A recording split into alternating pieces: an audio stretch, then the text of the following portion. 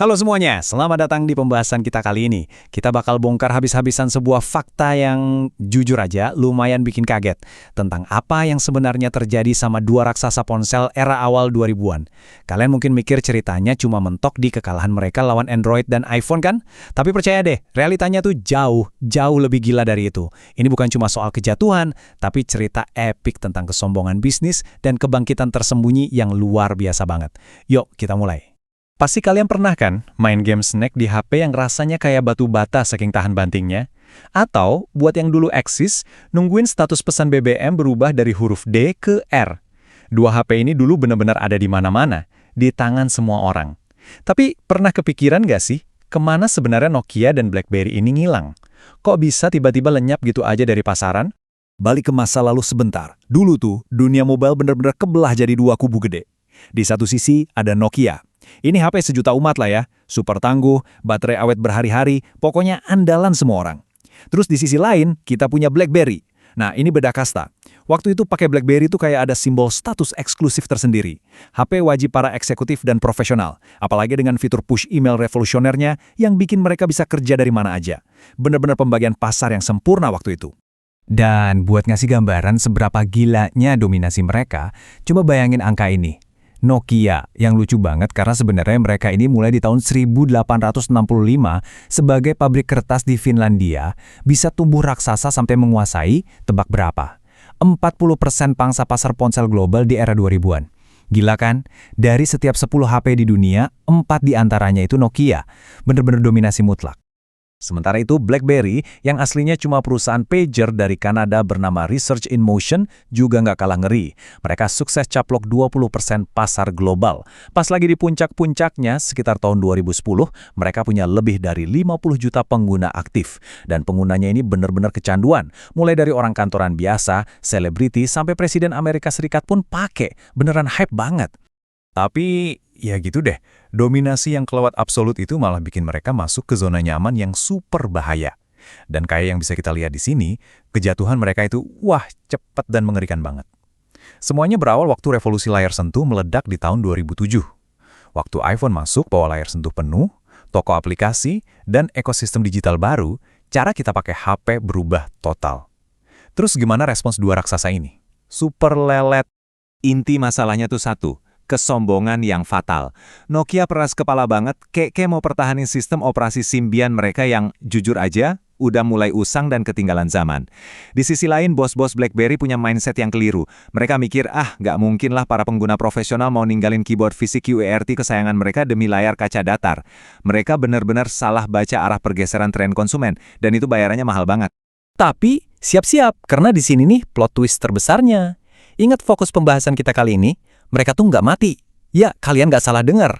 Alih-alih bangkrut dan hilang, mereka berdua diam-diam menjalani salah satu transformasi bisnis paling epik dalam sejarah teknologi. Mereka putar haluan dari yang tadinya jualan gadget buat kita-kita ini, menjadi penyedia infrastruktur B2B enterprise tingkat tinggi. Sesuatu yang mungkin nggak kelihatan sama mata kita sehari-hari, tapi luar biasa penting buat menggerakkan dunia modern masa kini.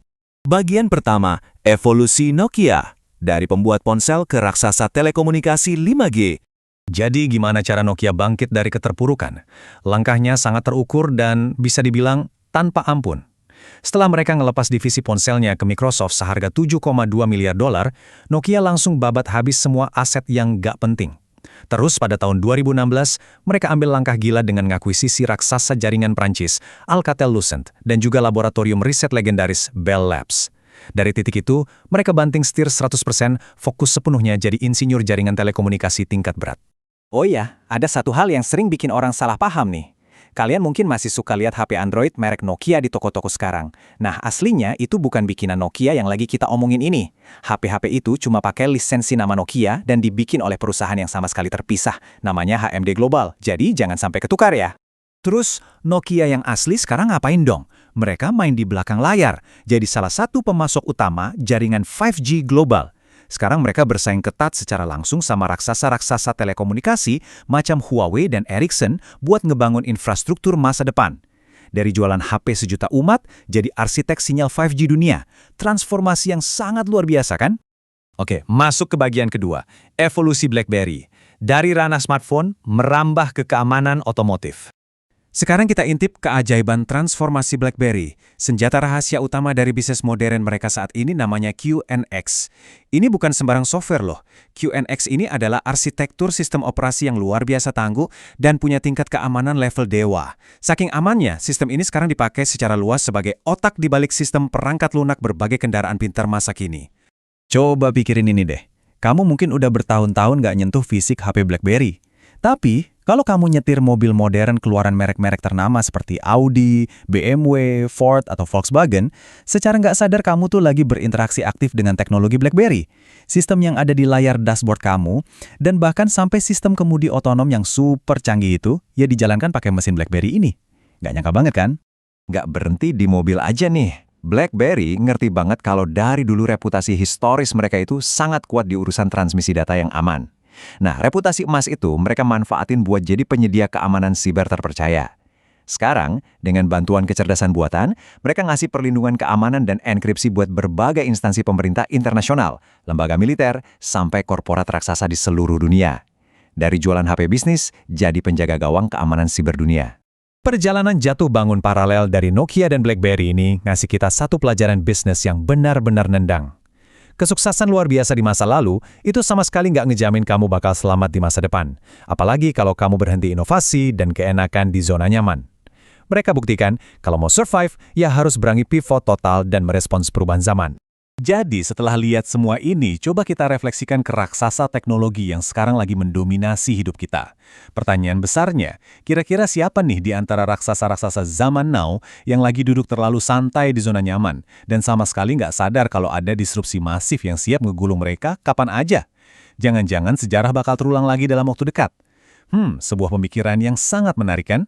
Terima kasih udah ngikutin pembahasan kita kali ini dan jangan lupa buat terus perhatikan perubahan dunia teknologi di sekitar kalian.